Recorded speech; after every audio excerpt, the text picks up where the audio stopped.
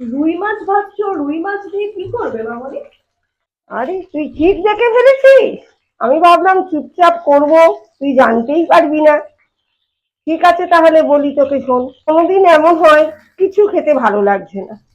সাধারণ যে রান্নাগুলো রুই মাছের হয় সেগুলো মোটেই খেতে সেদিন ভালো লাগবে না মনে হচ্ছে। সেই দিন এই রান্নাটা করে খেতে খুব ভালো লাগবে, খুব টেস্ট, মুখেও খুব স্বাদ লাগবে। রাঁধুনি জিরে, শুকনো লঙ্কা, একটু কাঁচা লঙ্কা দিয়ে বেটে নিতে হবে। তারপর ঝিঙে আলু দিয়ে পাতলা করে ঝোল, ভীষণ ভালো লাগে খেতে। আলুগুলো প্রথমে একটু ভেজে নেবো। কোনো ফোড়ন দেবো না এই রান্নাটাতে, শুধু ওই যে মশলাটা করলাম জিরে আর রাঁধুনি, শুকনো লঙ্কা কাঁচা লঙ্কা দিয়ে ওই মশলাটা দিয়েই ঝোলটা হবে। এবার ঝিঙেগুলো দিয়ে দিচ্ছি, সঙ্গে হলুদ দিলাম, একটু ঢাকা দিলাম। 2 মিনিট একটু ঢাকা দেওয়া থাকবে।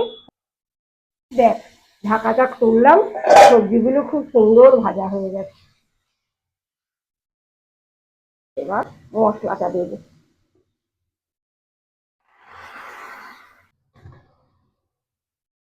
মশলাটা দিয়ে দিলাম।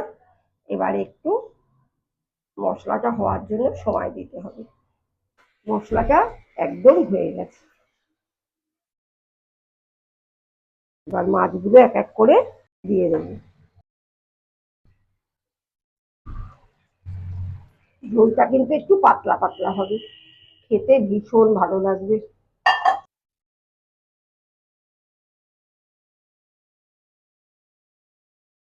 ঝোলটারই একটা আলাদা টেস্ট।